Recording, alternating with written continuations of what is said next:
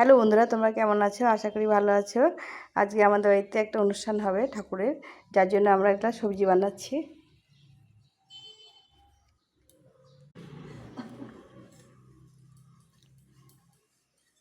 সবজি বানিয়ে নিয়েছি, কাঁচা লঙ্কা চিড়ে নিয়েছি, এই যে 5 ফোড়ন, শুকনো লঙ্কা, তেজপাতা নিয়েছি, আর এই আদা জিরাগুলো পেস্ট করে নেব। মা দেখো,